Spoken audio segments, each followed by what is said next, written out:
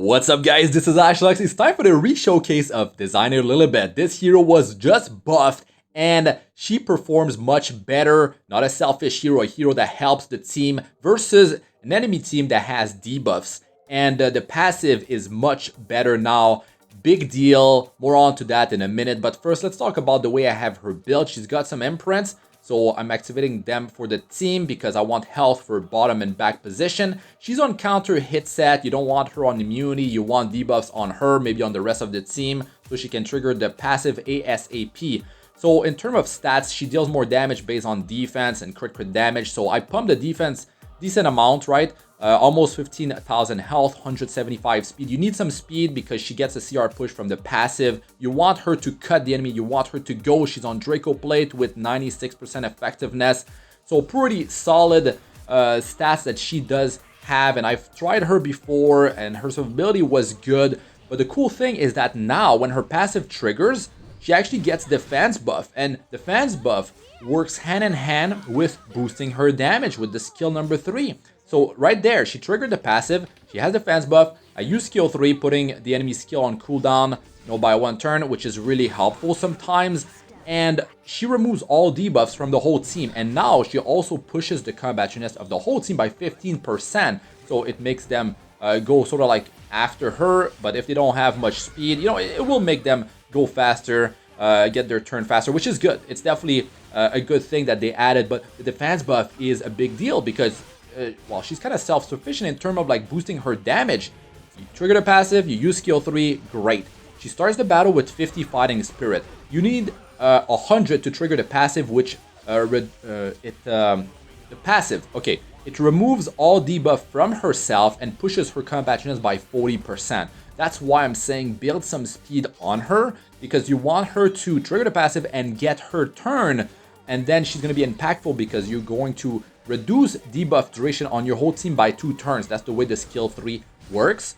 And you're going to be, putting the enemy skill on cooldown for 1 turn. Very powerful thing right there. I mean, they're just like using their skill 1.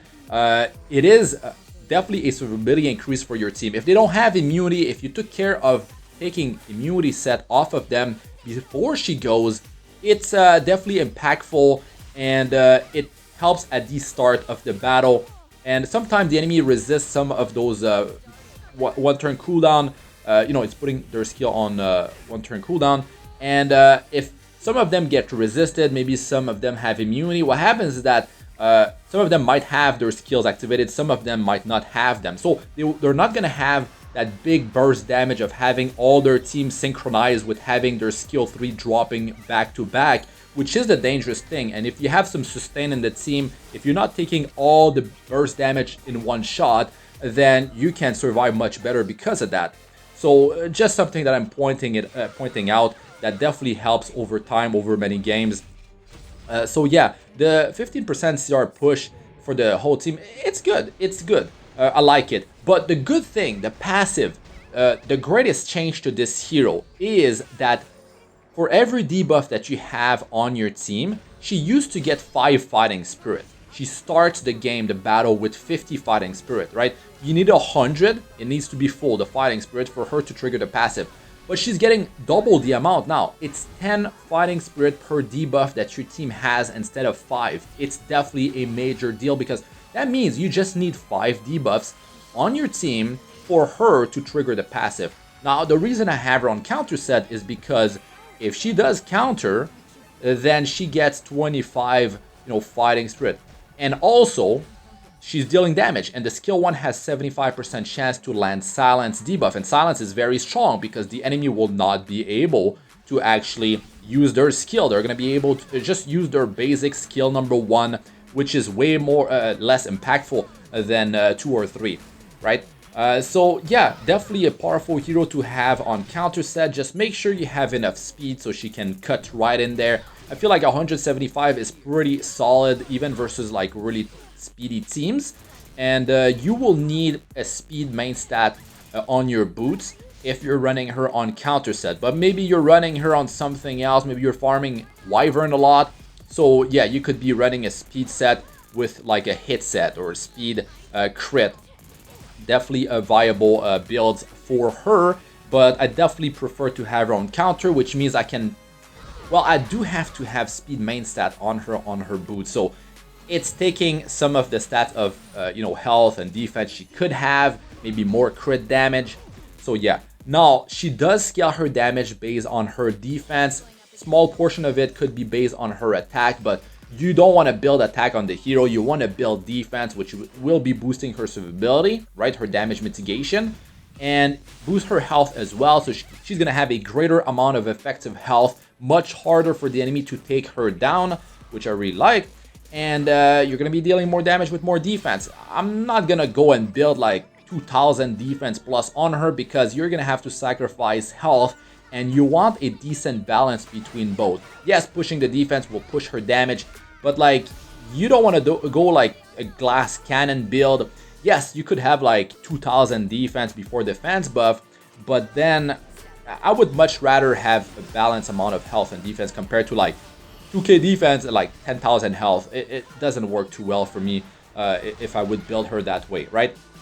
There's also heroes that have defense penetration skills, so that's why having more health is powerful. Maybe defense break is on her because she triggered the passive, and then she, between her building her fighting spirit again, there's a window of opportunity for the enemy to actually have debuffs or defense break on her, and then start dealing like tremendous damage against Designer Lilibet. So that's like a weakness, but it's so much harder for the enemy to actually have that window of opportunity. The window is much shorter now because 10 fighting spirit per debuff on your team. There's a lot of times where, you know, she triggers the passive and then she uses the skill 3, and the skill 3 gives 50 fighting spirit, so she's halfway there to triggering the passive again. Maybe you trigger a counter, or the enemy end up, you know, putting 5 debuffs on you again. Boom, she triggers the passive again, which is crazy. You know, that means all debuffs will be removed off of her. That means that you're getting 40% combativeness push. She's just cycling faster. It's beautiful, especially if you have some speed already on her. She's going to be getting quite a few turns. And yes, you do have to build effectiveness on this hero if you want to put the 1 turn skill on cooldown with the skill 3.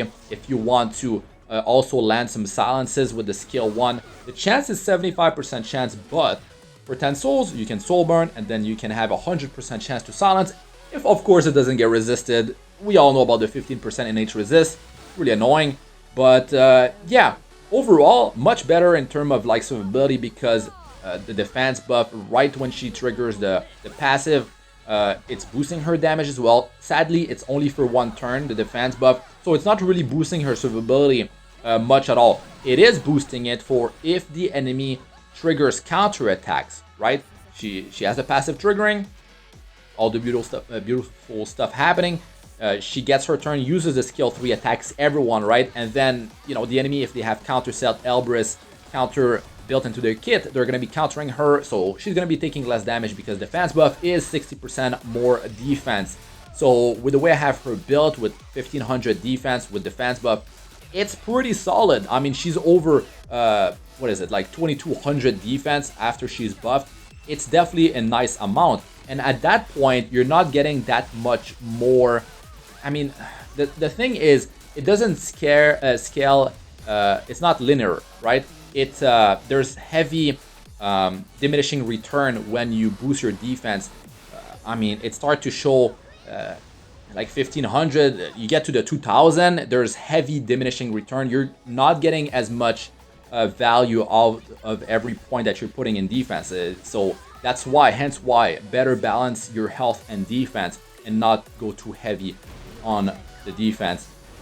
So yeah, you could have her, I mean, I guess you could have her on a lifesteal build.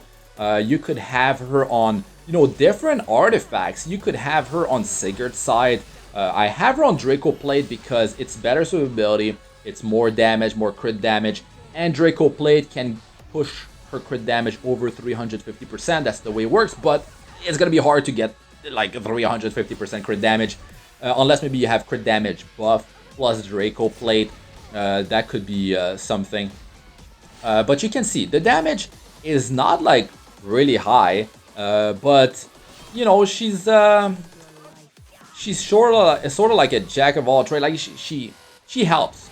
You know, she's like not a pure DPSer, not a pure damage dealer, but she's helping, and she helps the team definitely. Like, removing those debuffs is a big deal because, you know, in the current meta, there's some really annoying debuffers, right? Angel of Light Angelica, we got Conqueror Lilius, we got Ran, we got Pera, we got Summerside Isaria. I mean, there's plenty of really annoying and dangerous debuffs going around in the meta. And Designer Lilibet now, I mean, she's just like cutting with that S2, removing all debuffs. It's beautiful. It's way smoother than it used to be, because before, 5 Fighting Spirit per debuff, that means if you don't trigger a counter attack, you get that sweet 25 Fighting Spirit, bringing you to 75, meaning you only need to have 5 debuffs on your team to then be able to trigger the passive. I mean, that's the thing. Now you start the battle with 50, you just need 5 debuffs, boom, she triggers the passive. Or maybe, you know, you trigger a counter attack, 50 Fighting Spirit at the start of the battle, you get 75, 3 debuff on your team, boom, trigger the passive, she cuts, she goes 40% CR push, uses the skill number 3 with defense buff. It's a pretty big difference, because if the enemy team doesn't have a ton of debuffs, right, then that's the thing. If they just have one hero that land debuffs, like a Fairy Tail, Tenebria, Angel of Light, Angelica, like a hero that, you know, could land 2 debuffs on your team for heroes on your side. So they could land like 8 debuffs, right? But we all know about 15% innate resist. We all know about maybe you got some effect resistance. Maybe you have a hero or more with like immunity set. So it's definitely a big deal, requiring like half the amount compared to before. So that's something that she was missing before. She was just too slow, right?